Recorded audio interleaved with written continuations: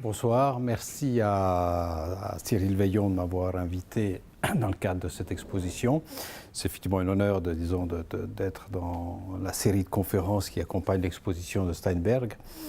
Mais le titre de ma conférence, c'est Les mains de Grunewald. Alors pourquoi ? Tout d'abord parce que quand on reçoit un coup de fil ou un mail en disant « Est-ce que vous êtes d'accord de faire une conférence ?», d'abord on dit oui.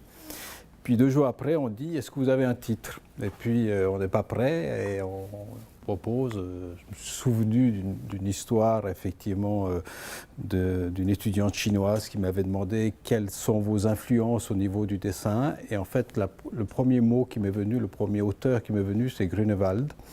Parce que et les mains de Grunewald, parce que peut-être, mais ça je m'en suis rendu compte beaucoup de temps après, en fait, avoir vu notamment le retable d'Issenheim de Grunewald, c'est que ces mains sont à la fois extraordinairement physiques et terriblement conceptuelles.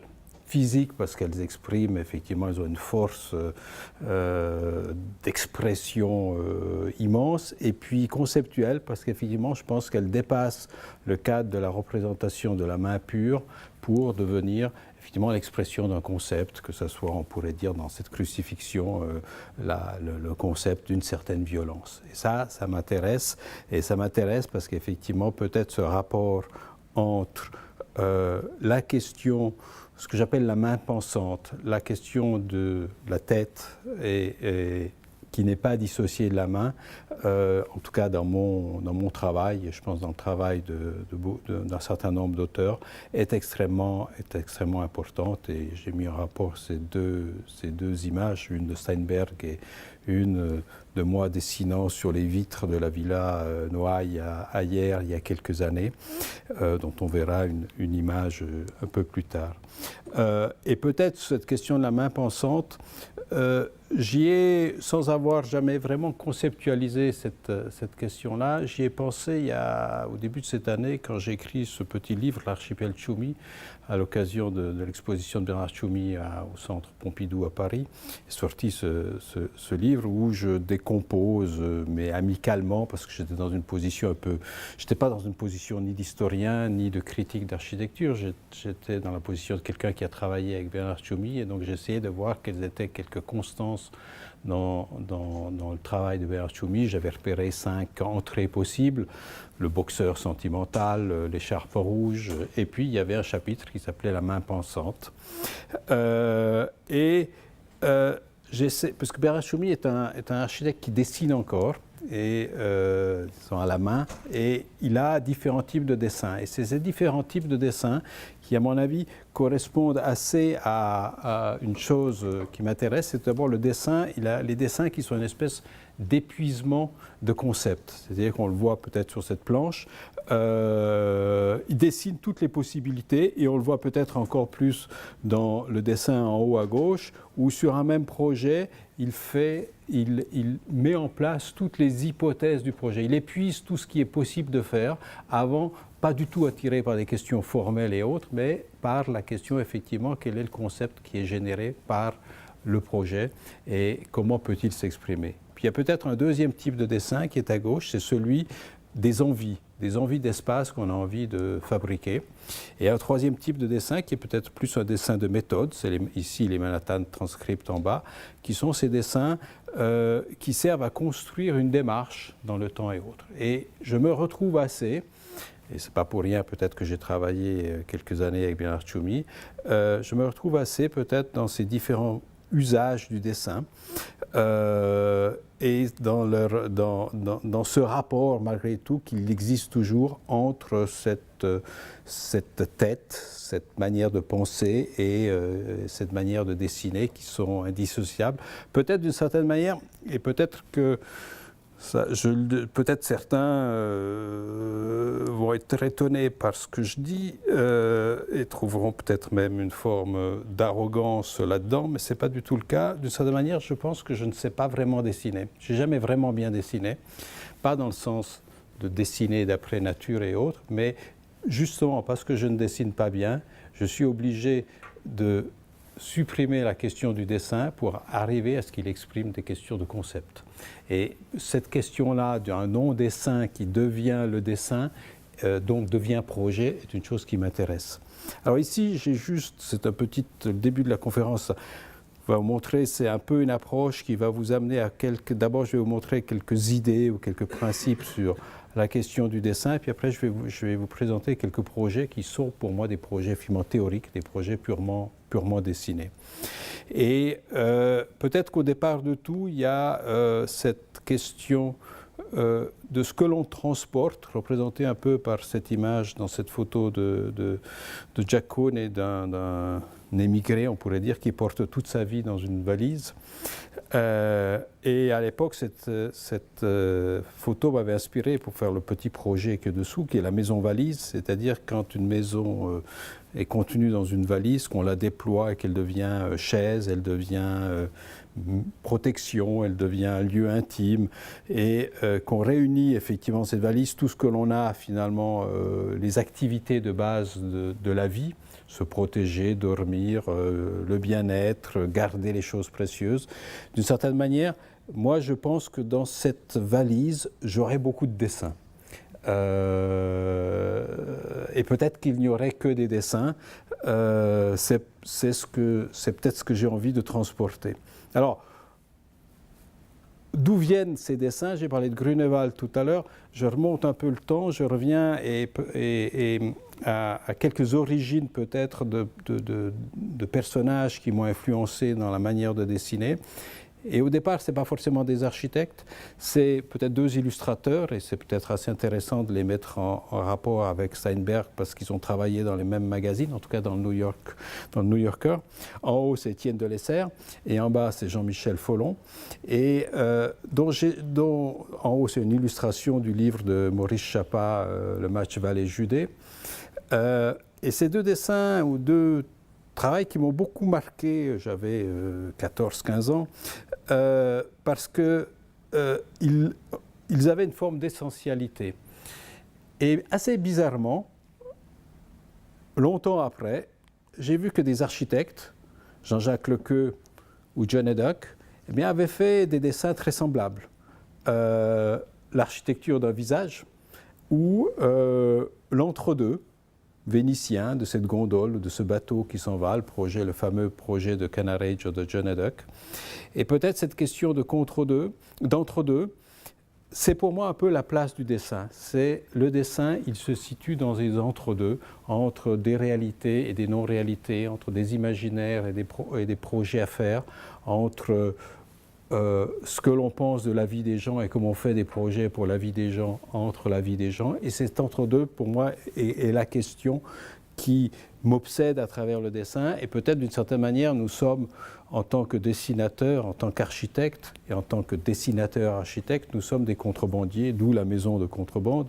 Tout à l'heure, Cyril Veillon disait que j'étais né à Mendrisio.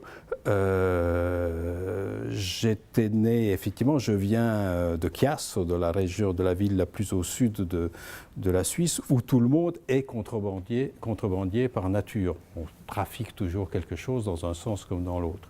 Et finalement, ce n'est pas les choses qui sont d'un côté ou de l'autre qui sont intéressantes, mais c'est dans cet entre-deux, un peu ce qu'exprimait cette maison, c'est-à-dire c'est que soit on arrive, on est suspendu dans un vide, et ce vide, c'est cet intermédiaire, c'est cet entre-deux dans lequel se place peut-être tout notre travail d'architecte. Et deux peut-être représentations possibles. Une en haut, c'est mon fils qui m'a dessiné il y a une vingtaine d'années à la table de travail. Et en bas, c'est peut-être la maison de l'architecte que moi j'ai dessinée, de nouveau suspendue peut-être entre deux murs, avec des fils auxquels est accrochée une chaise de Rietveld, une vache, une phrase de Louis Kahn et d'autres objets. C'est un peu ces manières de se situer dans l'espace, et selon comment on se déplace, on est plutôt d'un côté et de l'autre, et peut-être parfois on franchit la rivière. Et ces entre-deux se retrouvent peut-être dans certains de mes premiers dessins. Vous voyez, ça a 30 ans ces dessins. J'étais à New York à l'époque. J'étais obsédé, effectivement, ou très travaillé par les questions des frontières, des limites. Ça n'a pas arrêté de m'intéresser, même si les frontières se sont beaucoup déplacées depuis cette époque-là, et on le verra plus tard dans un des projets que je vous présenterai. Mais ces villes se Venise qui se collisionnent avec le New York, avec les trains et autres, est peut-être quelque chose d'un peu biographique. C'est aussi l'époque, je n'avais pas terminé depuis très longtemps mes études à l'école polytechnique de Zurich, où Aldo Rossi avait enseigné.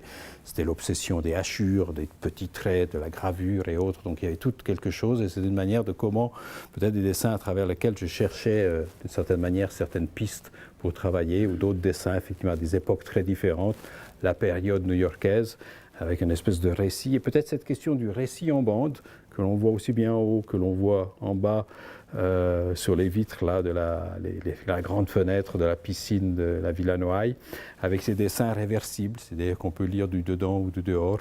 Et là, peut-être aussi, entre ce dedans et ce dehors, c'est aussi cette question de cet entre-deux.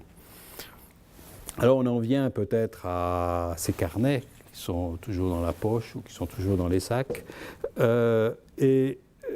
Ce qui m'intéresse peut-être dans ces dessins, c'est jamais, je disais tout à l'heure, je ne sais pas forcément dessiner, c'est de jamais dessiner d'après nature, mais c'est d'être intéressé par la transformation qu'apporte la mémoire, c'est-à-dire de voir les choses et puis de les dessiner après coup, de les réinterpréter, de les déformer. C'est Bertolt Brecht qui disait « on ne comprend que ce que l'on transforme ».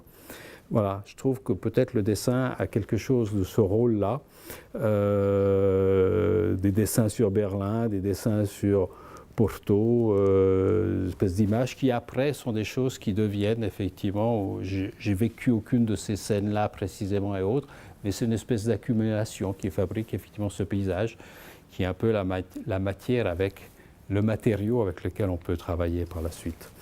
Et évidemment, parce que tous ces dessins, ils servent au bout du compte à faire du projet. Je suis architecte, ce qui m'intéresse, c'est faire des projets, pas forcément qu'ils se réalisent toujours, mais en tout cas de faire des projets.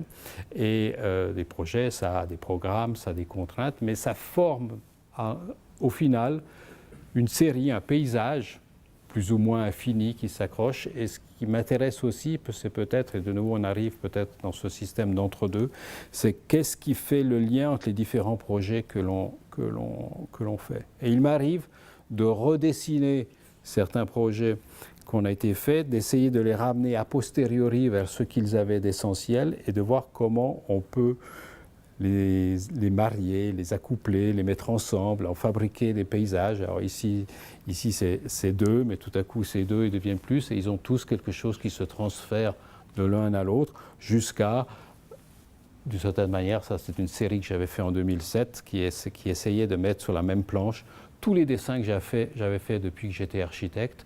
Et au final, on voyait qu'il y avait peut-être un certain nombre de choses qui se recoupaient. Il y avait des thèmes qui apparaissaient, il y avait des choses qui disparaissaient, il y avait des inventions à un moment donné qui étaient des ruptures, mais que peut-être ce qui était toujours le plus intéressant, c'est un peu à la fois des continuités qui apparaissaient, mais c'était peut-être toujours ce blanc entre les deux, parce que c'est dans ce blanc-là que peut-être il y avait la potentialité pour aller vers d'autres projets. Ces projets, ils ont peut-être d'autres...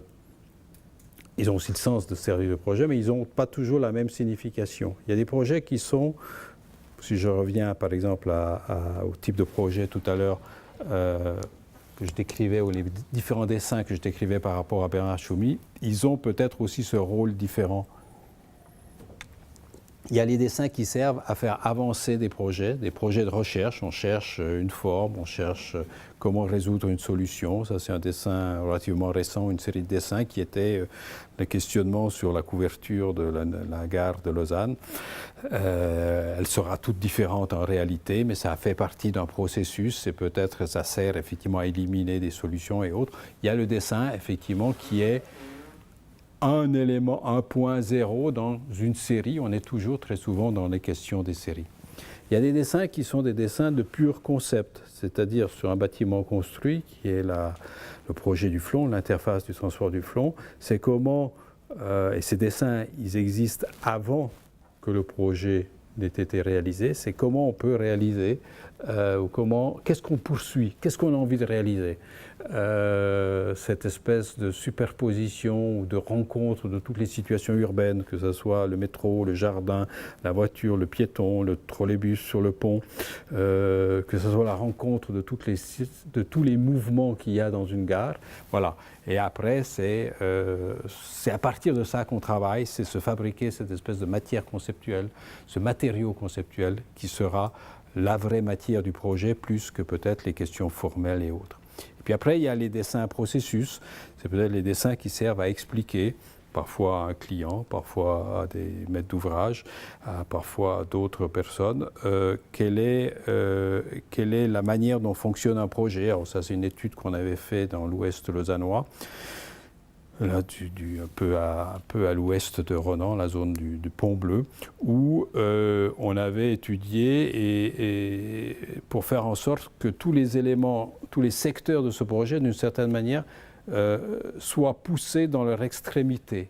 Donc il y avait par exemple une bretelle, voilà, une bretelle ici, ben, tout à coup le projet ici, ça devenait cette bretelle qui est un élément parfaitement artificiel, c'est une zone verte artificielle créée par la courbe du virage, ben, tout à coup on disait ça, cette artificialité-là, il faut l'exagérer. Il y en a d'autres éléments du projet qui se développaient selon des structures en doigt. Donc tout à coup, il fallait exagérer la question du doigt et autres. Donc on était, par exemple, là, on revendiquait à travers la manière de dessiner la forme d'exagération d'une situation existante pour devenir une situation de projet réel. Et puis, peut-être des projets qui se placent dans des conditions beaucoup plus critiques, qui sont des projets qui peut-être servent par la suite pour comprendre quelque chose à propos de l'architecture. C'est-à-dire que je pense que, comme architecte, on doit passer beaucoup de temps, comme les pianistes ou les musiciens, à faire ses gammes, à s'entraîner, et à s'entraîner sur des questions théoriques, à travers des projets dont on sait qu'ils ne se réaliseront pas, mais qui sont peut-être les générateurs de questions dont on trouvera les solutions dans d'autres projets. Et par exemple, ici, c'est un projet qui date déjà d'une vingtaine d'années, où je m'interrogeais sur la condition du suburbia, de ces villas qu'on rencontre beaucoup dans les périphéries des villes, y compris dans la région, qui sont toujours cloisonnées, qui sont très hostiles de l'extérieur, cloisonnées dans des haies de thuya et autres, surtout pas montrées. Puis à l'intérieur, il y a la piscine et il y a une espèce de représentation magnifique de l'ennui général que représente ce genre de situation. Donc c'est une espèce de piscine suspendue, mais les piscines, elle est faite par des fleurs, parce qu'on est à la nature, et puis il y a juste deux troupes, il y a deux personnages, ici Mastroianni et Monica Vitti, qui montent, qui dépassent, leur tête dépasse. Donc d'une part, on voit combien c'est hostile de l'extérieur, puis quand on monte, on se retrouve face à face, et est-ce qu'on a encore quelque chose à se dire? Et puis il y a écrit sur la paroi juste un grand « Est-ce que tu m'aimes ?» qui est peut-être le seul dialogue, effectivement, qu'on réussit encore à prononcer dans cette espèce de peut-être dialogue très bien, dans ce paysage effectivement fermé du suburbia. Alors on en arrive, voilà, après cette introduction un peu sur quelques manières d'aborder le dessin, on en arrive à quelques projets que je vais vous montrer, dans lesquels le dessin et le dessin et le texte ont joué des rôles assez fondamentaux, peut-être plus le dessin que le texte, mais j'aime assez cette question du texte et du dessin qui sont chacun un peu incomplets. L'un sans l'autre n'existe pas tout à fait, c'est-à-dire que je ne suis pas dans la position de l'illustrateur, c'est-à-dire de d'écrire un texte et de faire un dessin qui illustre le projet, le texte, ou l'inverse, de la légende, le dessin qui a une légende qui est un texte, mais où ce que j'essaye de travailler, enfin, ou de réaliser, c'est effectivement cette combinaison de deux modes de représentation différentes et où chacun, d'une certaine manière, est incomplet par rapport à l'autre et c'est coller les choses, c'est les mettre en face, les mettre ensemble qui permet peut-être d'arriver à comprendre la structure de l'ensemble. Et peut-être que ça nous rapproche assez d'une démarche d'architecte où on travaille toujours avec des bribes ou des fragments d'informations et qu'on doit essayer, à travers nos projets, d'essayer de recoller. On ne sait pas tout de la vie des gens, on ne sait pas qui viendra habiter, on ne sait pas ci, on ne sait pas ça, et on essaye effectivement de les recoller. Et ce travail sur l'incomplétude qui peut-être n'est pas très loin du travail sur l'entre-deux du dessin, me séduit ou m'intéresse passablement. Alors, l'immeuble littéraire, c'est un travail que j'ai fait il y a 2 ans, dans le cadre d'une demande qu'on m'avait fait au sujet du Grand Paris, de voir les questions de littérature, les rapports entre ville et littérature. Et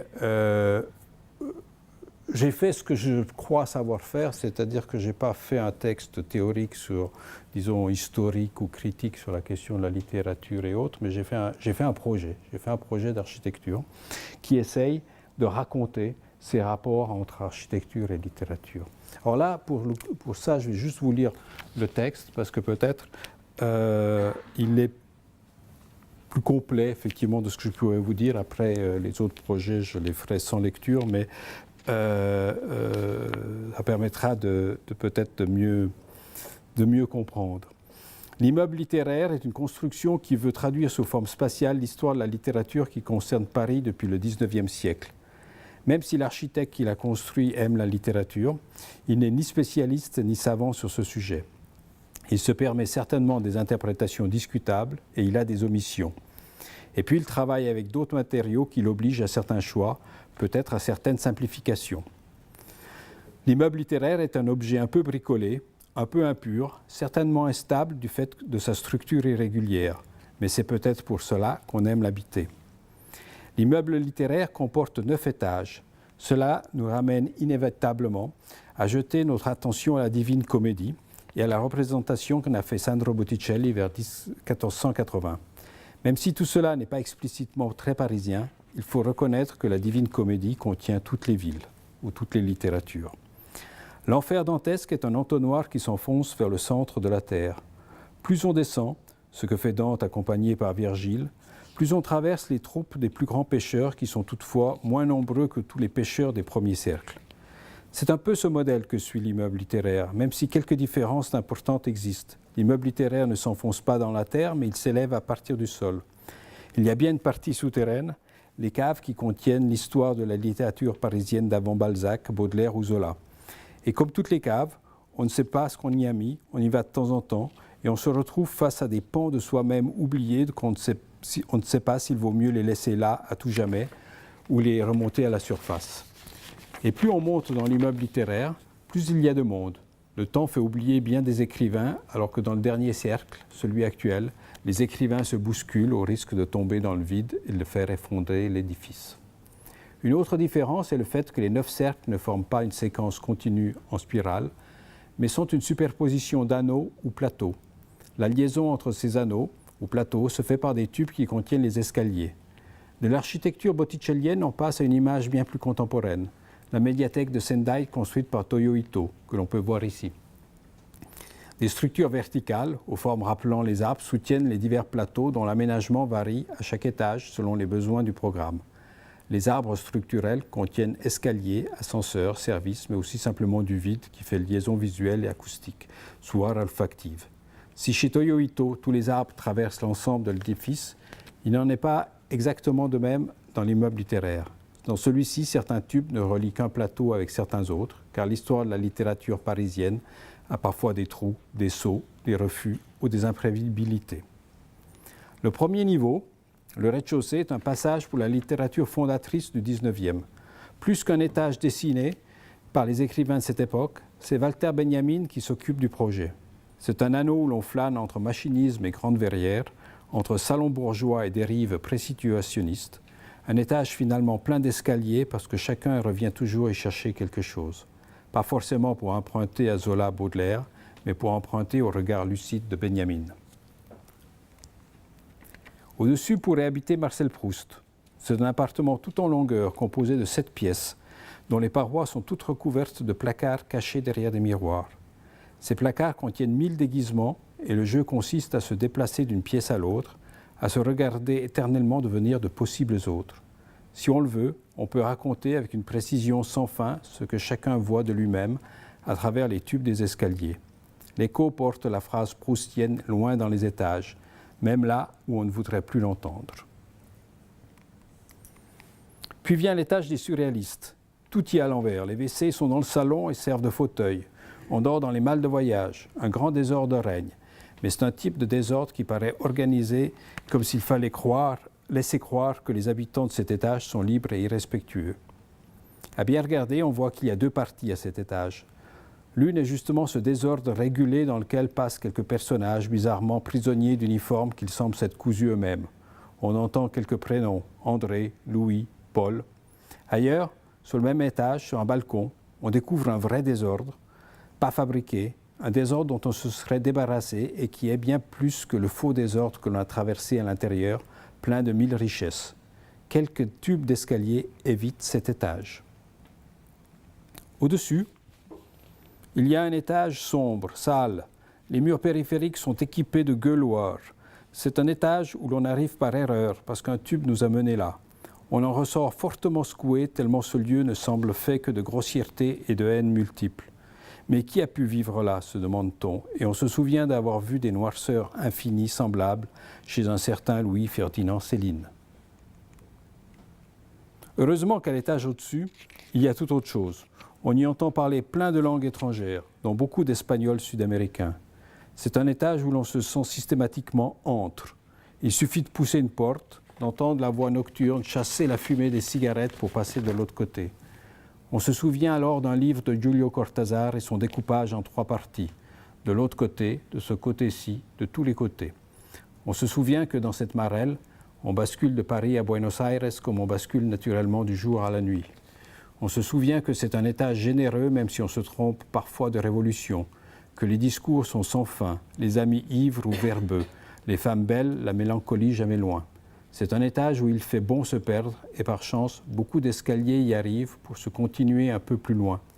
C'est une chance parce que cela signifie que pour monter dans l'immeuble, on doit faire au moins quelques pas à cet étage immigré où on peut comprendre que Paris n'est pas un centre, mais un réseau. On arrive donc heureux dans l'étage que certains appellent le nouvel étage. Nouvel étage, nouveau roman. Tout devient clair pourquoi chaque chose y est étirée, décomposée, superposée. Le franchissement d'une porte ne mesure pas 20 cm, mais plusieurs mètres. On y voit à la fois l'histoire du bois qui a servi à faire la porte et parler du bois amène à entrer dans d'autres mondes entrelacés. L'épaisseur d'un mur devient l'épaisseur d'une vie. Ou peut-être restons prisonniers de ce mur. Peut-être réussit-on à atteindre un escalier qui lui-même est une vie, une traversée du jardin des plantes ou un voyage en train entre Paris et Rome où nous attend... C'est une autre histoire, ça. Au 7e niveau, c'est la confusion de l'espace. L'architecte a voulu fabriquer un espace qui soit la synthèse de tout ce qu'on a traversé auparavant. Une sorte d'histoire du XXe siècle. On y trouve des chambres oulipiennes avec des fenêtres placées mathématiquement selon la suite de Fibonacci sur les 6 faces, ce qui permet d'ailleurs de regarder depuis en haut le nouvel étage avec son jardin des plantes. On y trouve des pièces en enfilade où la voix de Delphine Seyrig nous appelle d'une pièce à l'autre, dans une longueur asiatique où le mystère durassien du déjà-vu et du non-fini. On y trouve des chambres de tir à la manchette ou des pièces molles où des gens solpartres se demandent comment ils sont arrivés. C'est une étape où tout est possible, sans forme ni structure apparente. Mais cela n'est encore rien par rapport à ce qui se passe au 8e niveau. Ici, tout n'est qu'essai, voire tentative de coup brillant juste pour apparaître. C'est l'architecture qui voudrait se renouveler à chaque fois. Bien sûr, on y trouve de vrais joyeux, des pièces ciselées comme un écheneau, des espaces mesurés par des géomètres précis comme Sangès. Parfois, certains espaces viennent d'ailleurs. L'architecte catalan Villamatas nous enseigne que Paris ne finit jamais. Mais on a surtout l'impression que l'on est dans l'accumulation. Paradoxalement, cette accumulation ne produit pas un étage plus grand. Au contraire, la surface se rétrécit car tout se concentre sur les tubes d'escalier. Comme s'il n'y avait plus rien à dire si ce n'est emprunter à ce qui a déjà été fait, le repeindre pour en faire du neuf. Cet étage est instable au point qu'on se demande s'il va tenir, ou si les tubes d'escalier ne vont pas dévorer tout cela, comme les machines cannibales à la Tinguely. Le 8e niveau ne serait plus qu'un amas d'air du temps simplement. Alors, on se précipite sur le dernier niveau, qui est l'architecture littéraire de demain. C'est un penthouse potentiellement magnifique, vide de tout ce qui reste encore à inventer et plein d'insaisissables écritures. Les escaliers y dépassent encore comme des fers à béton. Et en regardant ce chantier, on se demande si ce dernier étage sera la suite de ce qui est en dessous ou un ovni qui viendra s'ancrer dessus. Dans l'immeuble littéraire, on rencontre beaucoup de gens dans les escaliers qui relient certains étages et pas d'autres. Chacun passe la tête dans l'ovni du dernier étage et repart chercher un lieu pour s'installer. Un personnage à deux têtes, curieux et prospectif, revient lui souvent dans ce chantier. On peut reconnaître Walter Benjamin et James Joyce, le chirurgien des espaces et le dynamiteur des langages. Les deux visages regardent Paris et se disent mutuellement « Paris est notre ville étrangère ». Si on ne savait leur amour des mots précis, on aurait pu penser un instant qu'ils auraient voulu dire « Paris est notre ville étrange ». Cet immeuble littéraire, qui n'est qu'une ébauche d'un projet qui pourrait devenir plus vaste, a été esquissé effectivement à l'occasion de cette demande dans le Grand Paris.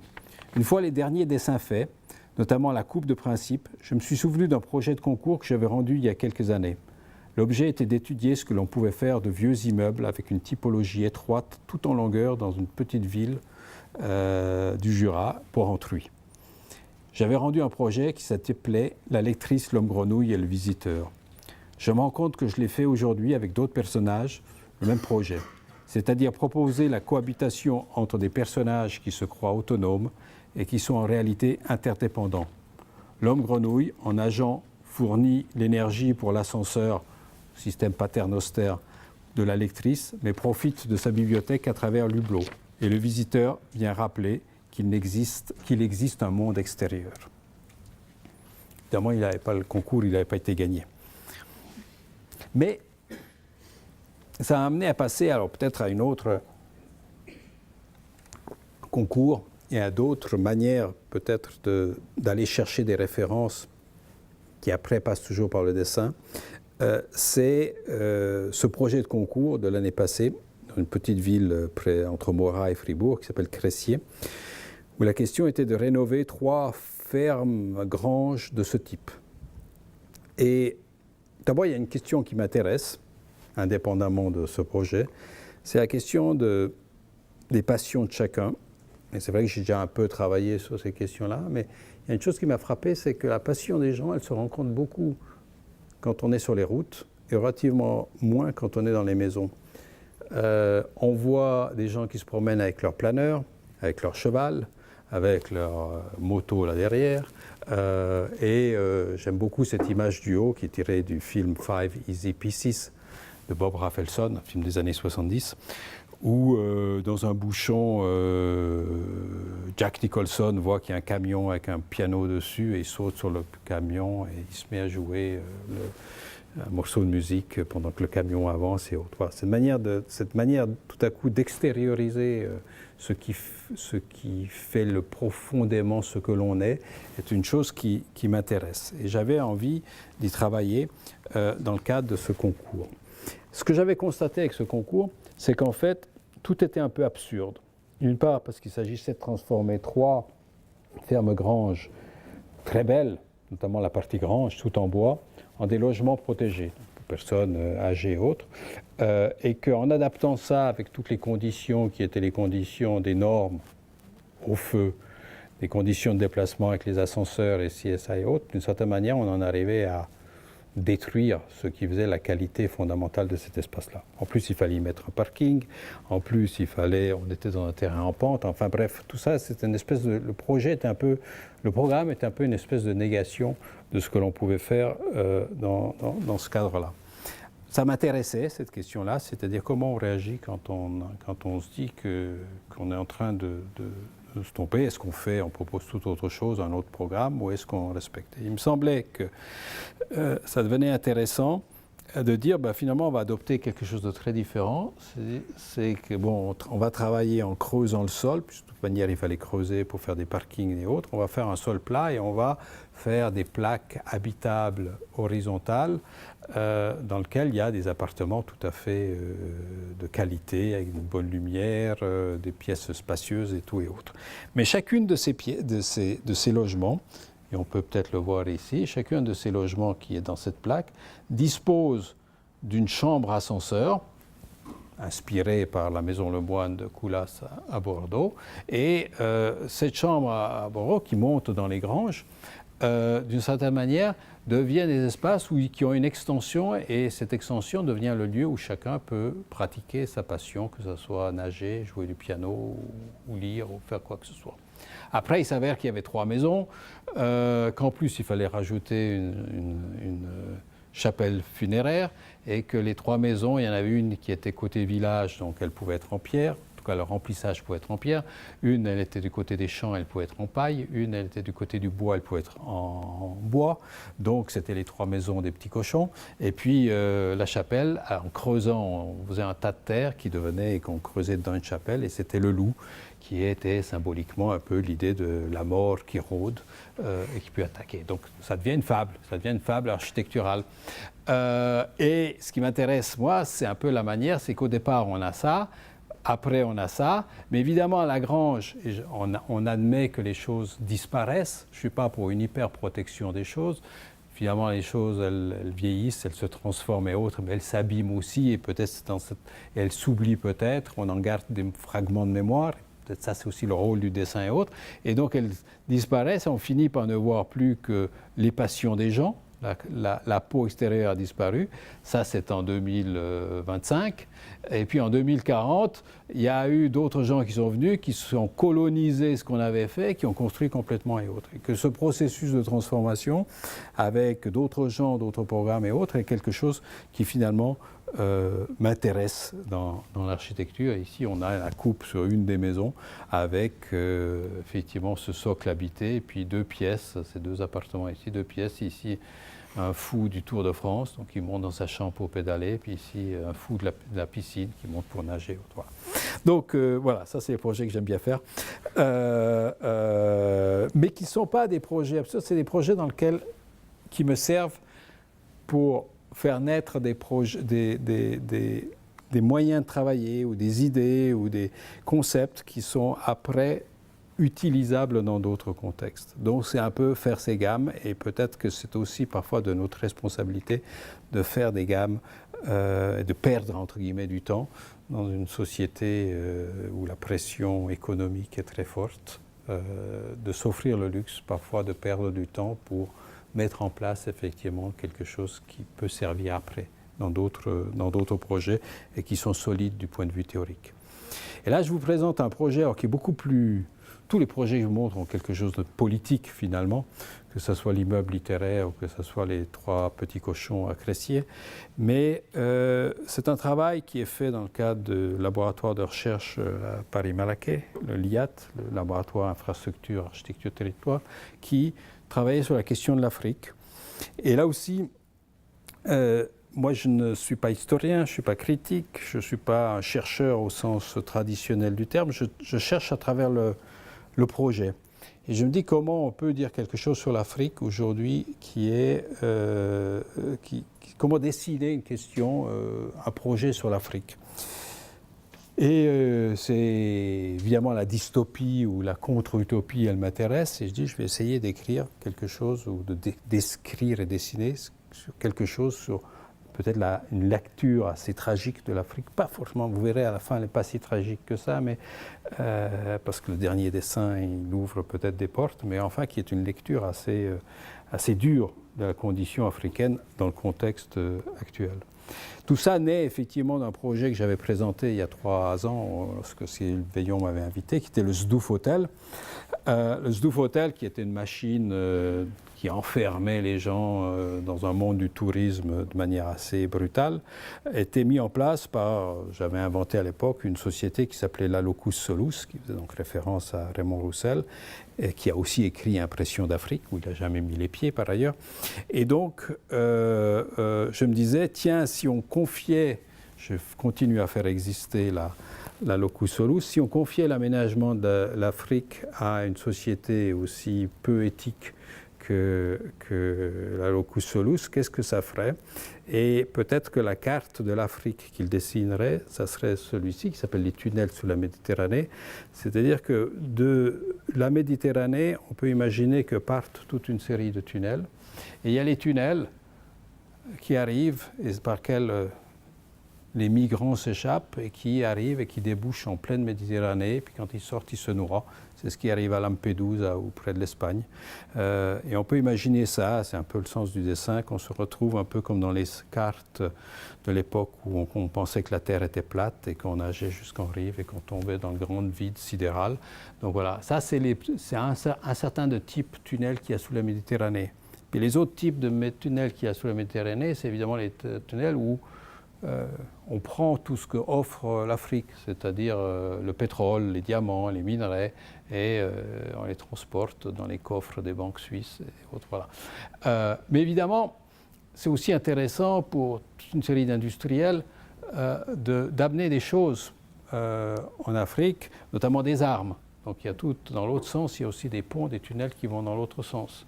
Ou d'amener des touristes, faire des safaris et autres. Donc voilà, il y a les tunnels entrants, les tunnels sortants, mais tous, ils sont ces tunnels assez brutaux.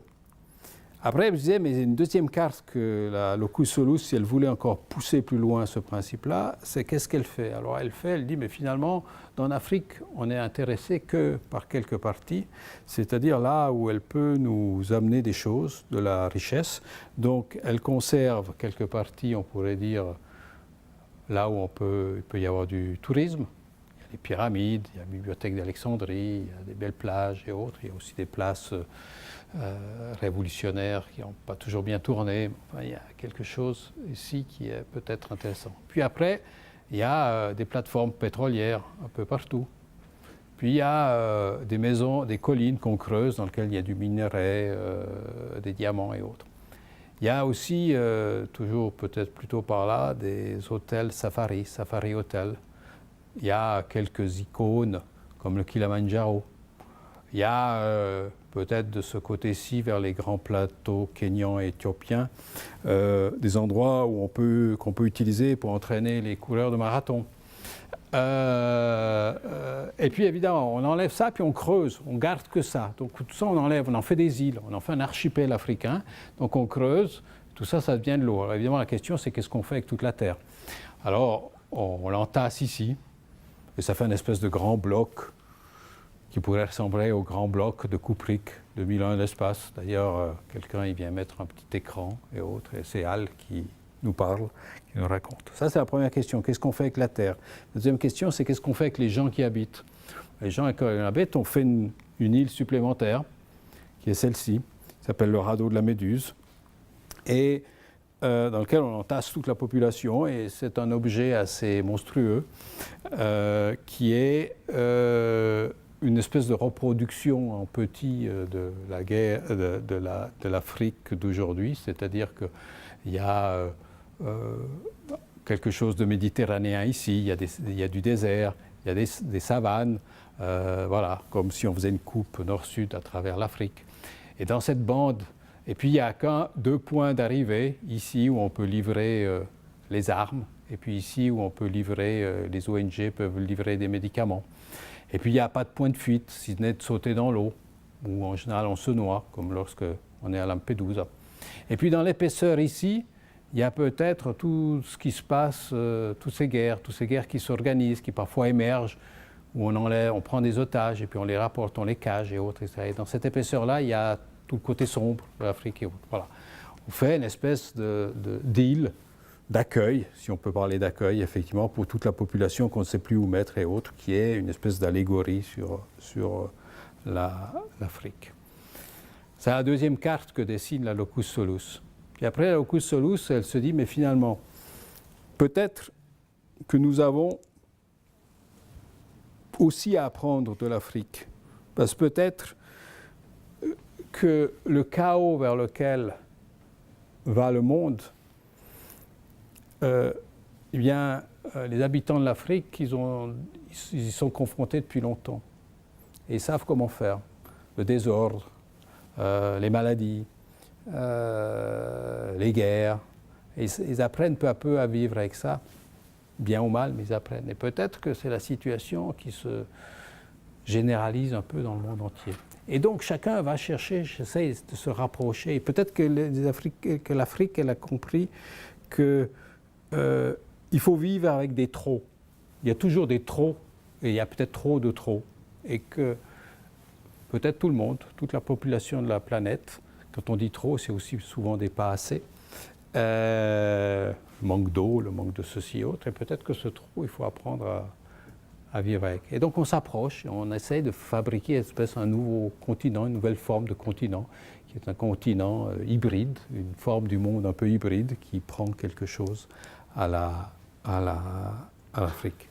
Et le dernier dessin de ce travail, qui était le théorème de la girafe, c'est quelque chose, c'est pas vraiment la locus solus qu'il a faite, mais c'est cette girafe qui est prisonnière. En fait, l'image est inspirée par une pièce que j'ai vue au musée Guimet, qui n'est pas un musée africain, mais qui est un musée asiatique à Paris, où on a une table avec effectivement une série de pattes de cet ordre-là, et puis je l'ai dessiné, là aussi, travail de transformation. Puis je me suis dit, mais ça serait un endroit extraordinaire pour mettre une girafe, c'est-à-dire qu'on peut faire pousser de l'herbe ici, et puis donc elle n'a plus besoin de se baisser pour manger, pour brouter, il suffit qu'elle aille, etc. Et pour moi, ça raconte assez bien peut-être certaines questions-là, c'est qu'à la fois on est prisonnier, et on ne sait pas si qui a besoin plus de l'autre, c'est-à-dire est-ce que c'est ce sol qui a besoin de la girafe, ou est-ce que c'est la girafe qui a besoin du sol? Le sol, parce que grâce à la girafe, il peut se déplacer, et donc aller chercher les climats qui l'intéressent et autres, et puis la girafe, parce qu'elle trouve sans effort à manger, à hauteur de bouche, et choses et autres. Voilà. Et peut-être que la forme des continents de l'image précédente, l'image finale, c'est un peu le théorème de la girafe qui vient se prendre là. Et puis, je vous présente un travail en cours qui s'appelle le CSIC. Alors, le CSIC, c'est un lexique, mais comme tout lexique, ça n'a pas de début et ça n'a pas de fin, parce que ça se construit, il y a des mots qui s'ajoutent et autres, et c'est un lexique architectural qui est toujours composé d'un texte et d'un dessin, selon le principe que le texte et le dessin sont parfaitement incomplets et peut-être pas tout à fait compréhensibles si on n'a pas si on n'a pas l'un ou l'autre. Et je vais vous lire quelques-unes de ces entrées, donc c'est en cours. Ici, c'est digital. L'architecte et l'ordinateur. J'ai mesuré mon ordinateur 30 cm, 19,2, 1,7. Si l'ordinateur est une réduction du monde, c'est une réduction à une échelle difficile à évaluer, d'autant plus qu'il s'agit là de la réduction d'un globe en un parallélépipède rectangle. C'est donc là un problème de géométrie. Mais le propre de l'ordinateur n'est-il pas de révolutionner les géométries, y compris celle de la pensée? Et le propre de l'architecte n'est-il pas de faire l'apprentissage walter-benjaminien, de se perdre dans les géométries comme on se perd dans la forêt? Échelle, 2 août 2014. Parole portée par l'habitude. Elle est à quelle échelle cette axonométrie? Tu ne trouves pas que ce bâtiment n'est pas à l'échelle du lieu? Avec l'écran de l'ordinateur, on a perdu le sens de l'échelle. Il faut toujours mettre une échelle graphique sur un plan, comme ça on s'y retrouve même si on réduit le document. Il y a comme une distorsion entre l'échelle du volume perçu de l'extérieur et le sentiment d'espace que l'on a lorsqu'on est à l'intérieur. C'est fascinant. Ah, le problème de l'échelle en architecture. J'écris ces lignes le 2 août 2014. Il y a la guerre dans l'est de l'Ukraine, en Irak et au Kurdistan, dans la bande de Gaza, en Syrie, au Mali, en Libye, en Érythrée, en Somalie et au Soudan, en Centrafrique. Et ailleurs et ici, d'autres guerres, ignorées, larvées, prêtes à exploser, intégristes sans fin. La liste de l'état du monde s'agrémente aussi du virus Ebola qui se propage, des populations en fuite, des migrants qui se noient près de Lampedusa et. Franz Kafka, qui savait se montrer d'une futile cruauté, écrivait dans son journal au 2 août 1914 « L'Allemagne a déclaré la guerre à la Russie. Après-midi, piscine.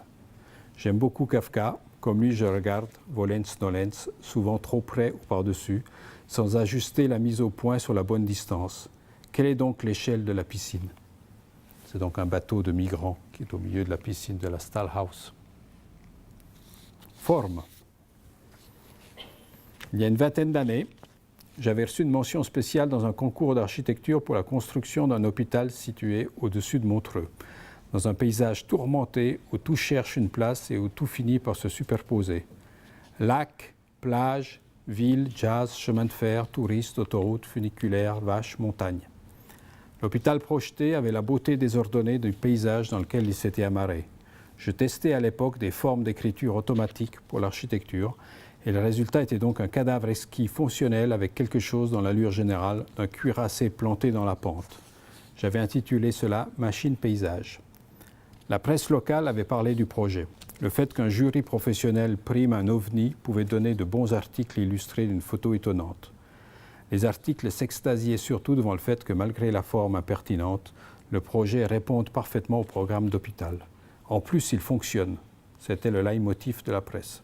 Ce genre de commentaire m'a fait indirectement comprendre que pour nombre d'observateurs, si les voitures avaient des roues, ce n'est pas pour rouler, mais juste pour faire joli, et que si les têtes avaient des pavillons auriculaires, ce n'était pas pour mieux entendre, mais juste pour porter des boucles d'oreilles. Pour ceux qui ont le privilège d'avoir une tête en forme d'espace, comme Le Corbusier, Paul Nelson ou Frank Lloyd Wright et les autres, est-ce là un sujet de conversation? Histoire. Bon, je ne vais pas... là, c'est un peu la variation, donc quelques projets qui traversent l'espace. Regard. On ne se met jamais à la place de ce qu'on regarde, comme si le point de fuite était toujours chez l'autre. Pourtant, la dame nue dans le jardin bleu aurait bien des choses à dire à ce sujet. On la croit habitante immobile à la solitude un brin hollywoodienne d'une architecture où se faufilent des innombrables corps d'architectes photographes qui se disloquent en des postures peu ergonomiques pour attraper l'image qui sublimerait tout. La limite, la lumière, la matière, l'horizontale, le ciel, la modernité, l'absence. Une image qui entrera à leur projet à venir. En réalité, depuis que le pavillon de la Méduse s'est échoué à Barcelone, elle n'est que l'observatrice d'un rituel de la ruine. Faut-il voir la ruine propre aux édifices dont le rôle d'œuvre d'art a remplacé celui de lieu habité? Le 20 juillet 1969, Neil Armstrong, qui a pour mission d'explorer un monde inconnu, fait ses premiers pas sur la place Saint-Marc à Venise et y plante le drapeau américain. La gravité du lieu est 6 fois moindre que celle de Houston, comme nous l'enseigne la physique. Cela explique pourquoi Armstrong est soudainement plus grand que ce qui l'entoure. Son scaphandre et ses mouvements se sont distendus dans l'espace. Mais cela, c'est ce que lui croit.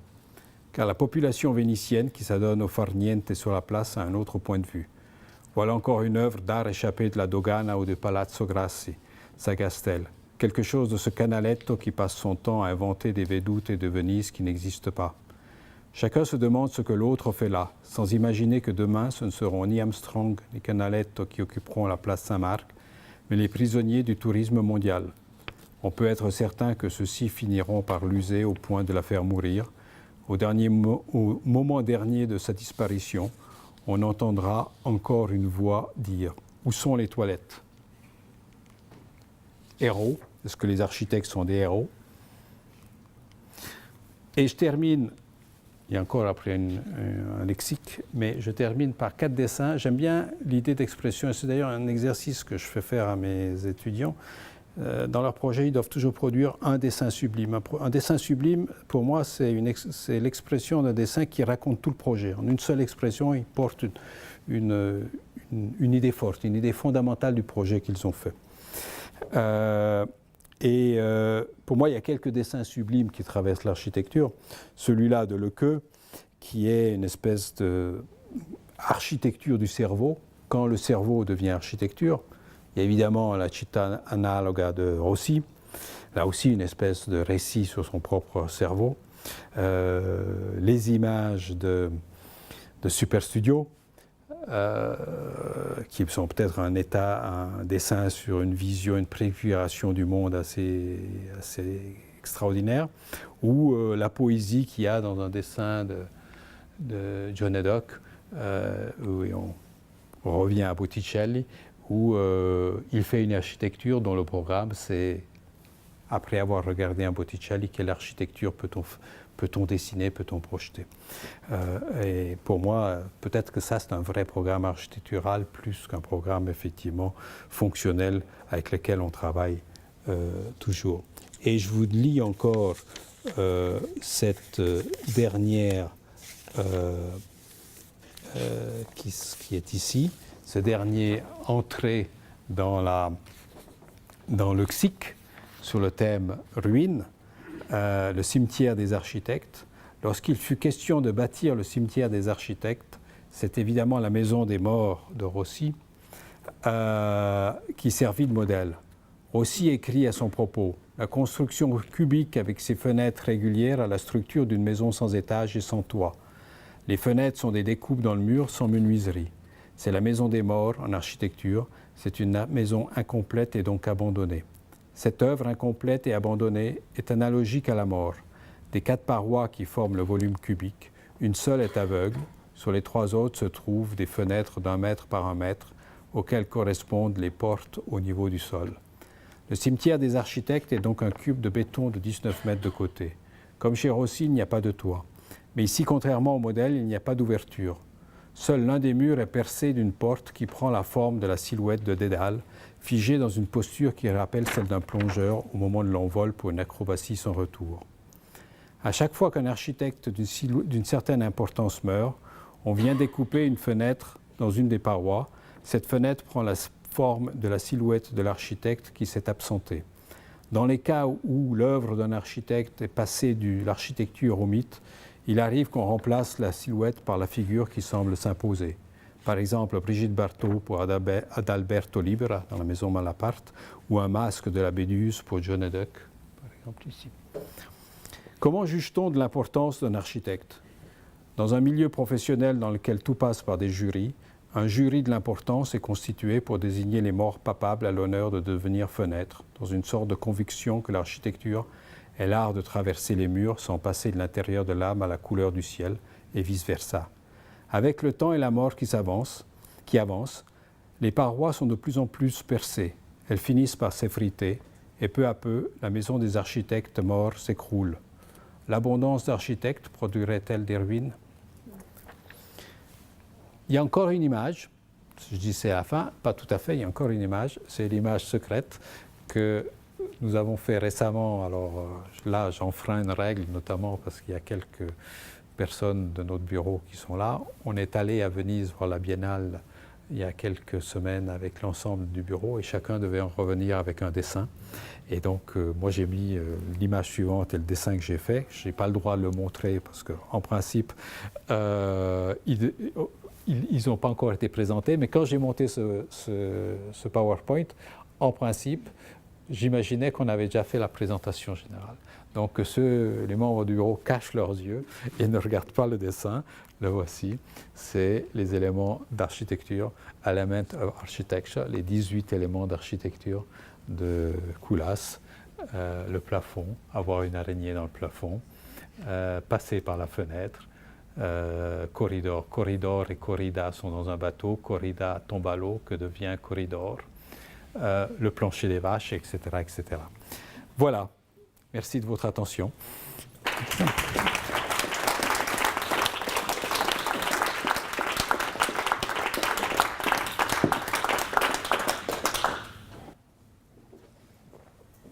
Merci beaucoup. Questions? Si vous souhaitez avoir des questions. Moi, j'ai une question. Finalement, tu as bien approché la problématique, mais est-ce que quand même ces dessins ça te rend service dans les projets, finalement? Oui, ça me sert qu'à ça. Hein. Ça me sert, même dans les projets réels, j'essaye de glisser des choses qui viennent de là. Mais après, c'est aussi des projets qui ont leur propre existence. Par exemple, le projet Afrique, c'est pour moi... je travaille avec ce que je pense savoir faire. Donc je pense qu'aujourd'hui, il faut avoir des positions. Et ce que je sais faire, c'est dessiner ou peut-être un peu écrire. Et donc, parfois, les cris que j'ai envie de les pousser, je les pousse à travers des projets d'architecture. Voilà. Je ne suis pas, comment dire, médecin sans frontières, je ne suis pas ceci, je ne suis pas cela. Et donc, moi, la manière peut-être d'exprimer certains plaisirs, mais comme certaines révoltes, toute une série de choses, ben, ça passe par le projet d'architecture. Donc, c'est aussi une manière de vivre. Hein, voilà. C'est vital. Oui, j'ai 3 observations.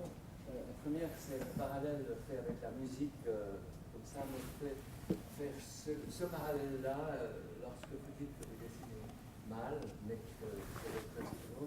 Je pense à Monk, qui est peut-être un des plus grands pianistes de l'histoire du jazz, mais qui était foncièrement maladroit dans son jeu. Deuxième remarque, c'est la beauté de vos dessins m'interpelle, comme on dit. Je me suis demandé si Krier avait en fait une influence sur du point de vue pur graphisme. Et puis ma dernière remarque, c'est en fait, je suis très heureux que vous ayez parlé du projet du concours de l'hôpital de Montreux, parce que c'est moi qui l'ai organisé pour la fondation de l'hôpital et l'État de Vaud, et j'étais extrêmement heureux qu'une proposition comme la vôtre puisse surgir et être appréciée malgré tout ce qu'elle pouvait avoir de difficile pour des maîtres de l'ouvrage et des gens qui ne sont pas forcément conscients et de l'humour et de l'aspect de provocation que votre travail peut contenir. Alors bravo. Merci. Merci pour répondre à la question sur Krier. Il fait partie des architectes qui, quand j'étais étudiant, étaient les plus représentatifs. Il y avait Krier, il y avait Rossi, il y avait autres. Forcément, il m'a influencé. Mais du point de vue architectural, je m'en suis détaché très vite. Mais c'est vrai que ça reste quelqu'un qui dessine de manière assez extraordinaire.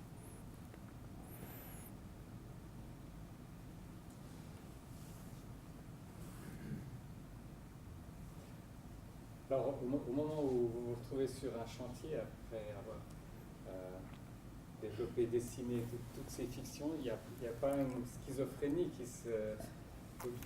Je ne vais pas sur les chantiers. Je pense que je pense, mais c'est par... comment dire je sais pas faire. Je pense pour aller sur les chantiers, il faut apprendre à parler de certaines manières, où il faut voir des choses que... Moi, je ne sais pas faire ça. Mais autant je vois comment on pourrait réaliser, c'est-à-dire que même si ça a l'air tout des projets théoriques, la réalisation m'intéresse. Hein? Donc, je vois assez bien les contraintes de la réalisation quand on pense des projets. En revanche, le chantier même, je ne sais pas faire. Il ne faudrait peut-être pas le dire dans une école d'architecture, mais voilà. Donc quand vous générez les idées à travers le dessin, vous pensez aux contraintes de la construction. Oui. Mais parce que je pense que ça fait partie des... Je ne suis pas le premier à le dire, hein, il y a beaucoup qui disent que l'architecture est l'art de la contrainte. Je pense que ça fait partie du matériau avec lequel on doit travailler.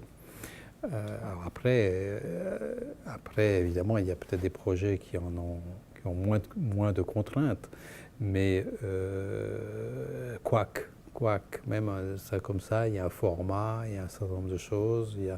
Bon, c'est d'autres formes de contraintes, mais il y a toujours, je pense, quelque chose qui, à un moment donné, il faut lutter contre, il faut la domestiquer, voire la transgresser, mais il y a toujours un rapport, effectivement, une espèce de mur sur lequel il faut taper. Mais après, selon les murs, on tape mieux sur certains que sur d'autres.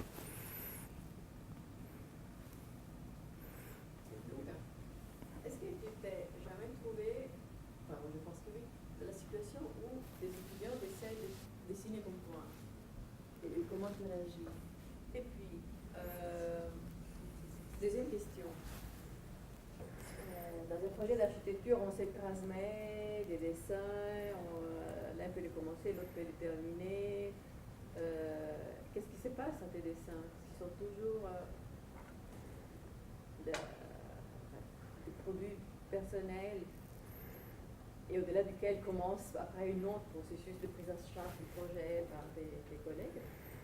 Ou y a-t-il moyen de partager tes dessins? Alors, voilà, la première question. Moi, j'ai été marqué justement pendant mes études j'ai pas eu Rossi comme prof parce que j'étais trop jeune, mais je le voyais dans les années supérieures. Et il était très fâché quand il voyait que les étudiants faisaient exactement des projets comme lui. Voilà. Et ça m'a marqué. Donc moi, je ne pousse pas mes étudiants à dessiner comme moi. Ça m'est arrivé qu'il y en ait autres, mais je le pousse absolument pas. Et d'ailleurs, peut-être que les techniques qui existent aujourd'hui, notamment en numérique et autres, qu'utilisent plus les étudiants, font que peut-être il n'y a même pas cette recherche entre guillemets, d'imitation de la part des étudiants. Donc, je n'ai pas encore été confronté de manière violente à cette question-là. Sur la question, est-ce qu'on peut les partager, moi, je suis prêt à les partager. Tu as publié les maisons longues, le pays des maisons longues. C'était une manière de les rendre publics et de les partager. J'ai reçu, peut-être même qu'elles sont dans la salle, j'en sais rien, j'ai reçu l'autre jour dans mon courrier un courrier de 2 étudiantes, enfin jeunes diplômées de l'EPFL, qui visiblement se sont inspirées ont pris le Stouff Hotel comme le départ d'un diplôme qui était présenté la session de juin. Ce que j'ignorais totalement. Elles m'ont envoyé, j'ai découvert ça la semaine passée, je n'ai pas encore regardé exactement, pas eu le temps de regarder encore le travail, mais c'est à partir de la conférence qui a été faite il y a 3 ans. Voilà. Donc voilà, il y a peut-être des choses, et parfois quand on va sur Google, on découvre que des choses ont été utilisées, mais c'est vrai que par exemple, il y a des choses que j'ai montrées ce soir. Le travail sur l'Afrique, il est encore inédit. Le XIC, il est en fabrication. L'immeuble littéraire, lui, il a déjà fait l'objet d'une présentation, mais voilà. Mais peut-être parce que la diffusion n'est pas assez grande. Mais moi, j'ai aucun problème à ce qu'on les. J'aimerais bien que ça devienne des choses dont on se serve, voilà, parce qu'effectivement. En exposition aussi, une exposition d'art. Oui, moi je. Archizoom. Mais voilà. Bon, il y a eu l'expo effectivement, qui est peut-être la plus grande expo que j'ai eue, qui était pas celle de l'année passée, mais celle d'il y a 5 ou 6 ans à la Villa Noailles, qui était, on a tous quelque chose de l'escargot, où là, il y avait vraiment exposé toute la production puisqu'il y a 4 espaces à la Villa Noailles, il y avait l'expo sur les textes, une qui était sur toute la matière, les esquisses, les maquettes, les travaux préparatoires et autres. Il y avait la pièce tout en longueur qui était les projets, notamment les projets réalisés, donc le Flon, une maison en France, Expo 02, enfin le début d'Expo 02. Et puis il y avait la 4e pièce qui était la maison de production continue, qui était cette espèce de confessionnal dans lequel j'étais, que je recevais les gens et je dessinais leur espace au fur et à mesure, qui est dessiné, qui est publié ici qui est un des épisodes voilà, qui a eu lieu en 2 fois. Il y a eu lieu une fois aux Urbaines à Lausanne, ça c'est les photos des Urbaines, c'était les cages dans lesquelles étaient enfermés l'architecte ou les architectes, là il y en avait 3, puis ça c'est toute la série des dessins qui ont été produits, les gens venaient me parler. Moi j'avais perdu l'usage de la parole, donc c'est un peu comme dans une fable de Calvino, où on n'a plus la parole, les gens parlent, et la seule manière qu'on a pour répondre, c'est de dessiner. Donc ils racontent un espace. Certains arrivent avec des choses très, très pragmatiques. J'ai un problème de cuisine, et ça et autres. Et évidemment, dans ces cas-là, j'ai essayé de détourner complètement la commande pour la poétiser. Les gens en sortaient tout heureux. C'est que tout à coup, certaines limites pour eux étaient repoussées. Puis d'autres arrivaient avec des projets déjà tellement poétiques que c'était moi qui étais tout à coup très prisonnier de leur monde à eux. Donc c'était assez, ça allait de là à là. C'était assez extraordinaire comme expérience parce qu'effectivement c'était, je sais pas, il y a une centaine de dessins qui ont été faits sur le temps de 3 week-ends, sauf erreur. Et alors, ce qui était assez joli, c'est que les gens arrivaient, je leur faisais le dessin. C'était un cadeau, ils pouvaient partir avec. Ils étaient photocopiés, mais ils devaient le photocopier, puis on l'accrochait sur des fils à linge. Donc peu à peu, la pièce se remplissait de dessins qui avaient été faits au cours de l'expérience. Ouais, c'était un moment de partage. Pour moi, c'était une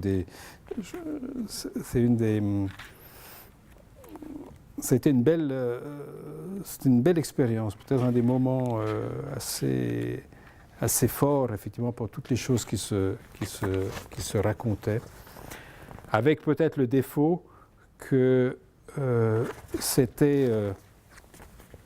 chacun venait et puis en plus on était dans le sud de la France, lié à la mer, donc tout le monde était passionné, tout le monde voulait une piscine, tout le monde voulait donc c'est la piscine un peu de Suburbia que j'ai décrit tout à l'heure, dans laquelle on est aussi très enfermé dans son propre monde. Donc au final, ces 100 ou 120 dessins, à la fois il y avait des expériences très fortes, mais au final on se dit, mais c'est 120 personnes qui veulent toujours tout pour eux, et que le partage, c'est un peu le problème de la maison individuelle, il n'est pas là. Mais peut-être que cette association, le fait de les accrocher comme ça et de commencer à voir que ça formait un paysage, était une manière de commencer à dire, à partir d'un X individualités qui sont chacun un peu enfermés dans leur propre monde, ça commence à faire peut-être un tissu social avec lequel on pourrait faire quelque chose. Et ça, c'était peut-être après un des autres projets qui étaient là, qui était la maison... celui qui a donné la Maison Longue, là, celui qui a donné le titre et autres, on commençait à mélanger les besoins tous pour essayer d'arriver à la maison qui réunissait toutes les contraintes et autres. C'est une belle conclusion sur le rôle de l'architecte. C'est une autre question. Ah oui. J'ai dans la tête l'idée d'un lexique qui se fixe dans l'histoire de l'architecture à un autre moment que celui que nous vivons. Je dirais que cette idée-là, à l'époque, avait une dimension plus dramatique. Mais elle avait une structure très parallèle avec ce que vous nous suggérez là. Ce qui me semble intéressant, c'est qu'on a justement là une dialectique entre un lexique qui a une dimension ludique, une dimension de jeu,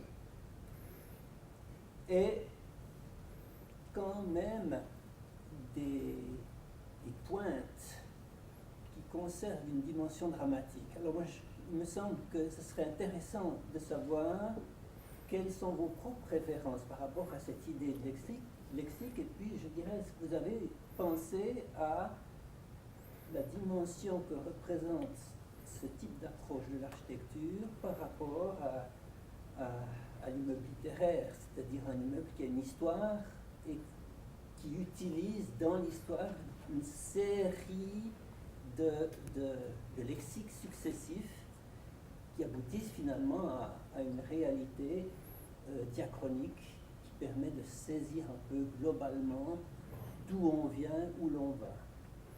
Je vous pose la question, est-ce que vous avez dans votre tête des modèles qui vous ont inspiré?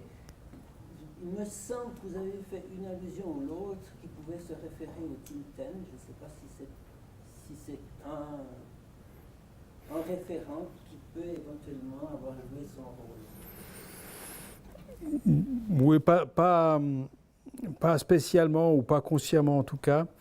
C'est vrai que dans le lexique, l'idée du lexique n'est pas forcément, je n'ai pas de référence spécialement par rapport à l'idée d'un lexique. Pour moi, il se construit un peu au hasard de mots qui m'intéressent et autres. En revanche, c'est quelque chose qui est rempli de références. Tous tous les dessins, tous les textes et autres, c'est un peu un monde en abîme sur l'architecture où il y a plein d'architectes qui m'intéressent ou qui ne m'intéressent pas, qui sont présents. Donc pour moi, c'est une espèce de traversée, de l'architecture. Hein. Je n'ai pas lu le texte sur Histoire, mais je le fais un peu à la... Bon, c'était, vous savez, c'était l'image où peut-être que les gens en ont marre, hein, mais voilà, c'est le tireur qui avance et qui tire sur toute une série, comme au Luna Park, toute une série d'architectures, dont, bon, vous connaissez le Learning Center, mais John Haydock, la maison Villa Savoie, quelque chose qui, Adolf Loos, quelque chose qui pourrait, Lise Mies van der Rohe avec son slogan, le Panthéon de Rome. Donc il y a à chaque fois toute une série de références. Exercice de style, hommage à Queneau, faute balistique et grand seigneur. Lequeux passe à Labrouste qui pousse le balloon frame jusqu'à Sullivan. Petit pont sans fioriture de celui-ci sur l'os. Et tir au but, magnifique parade de Le Corbusier. Quelle détente, quel arrachement du sol. Dégagement du gardien vers Terragni qui lance en profondeur Eisenman. Décidément quelle vista du joueur lombard. Dribble virtuose de l'agile Eisenman. Il contourne 1, 2, 3 adversaires. 1-2 avec Haydock. À nouveau Haydock qui tire dans la lucarne. But. Un tir dont le grand John a le secret. Un vrai diamant fait maison. Imparable. Gottfried Semper est battu. Le ballon est au fond des filets. Tout un symbole. Le club du 20e mène devant l'AS 1800. Populaire et postmoderne. Je te prends une colonne, je te la plie, je vais voir chez les Grecs, je te les grave, smour et chperie. Je te fais du moderne comme on l'aime dans les bouffes de famille, en simili vieux. Sérieux et livresque. L'histoire de l'architecture est un processus d'évolution linéaire égrené de rupture. En d'autres termes, l'histoire nous apprend que le langage voyage d'époque en époque et où, de contexte en contexte, avec de soudaines fulgurances qui remplacent les transitions par des bouleversements. Mais encore, autre possibilité, savant et sage, vindicatif et ciblé, scientifique et chronologique, sélectif et autoritaire, visionnaire, etc. Pour terminer, bref et synthétique. On continue, on casse, on récupère, on renie, on jette, on copie, on invente, on trahit, on guerroie. Guerroyer contre les fantômes passés ou les enjeux à venir. Voilà. Mon monde, il est...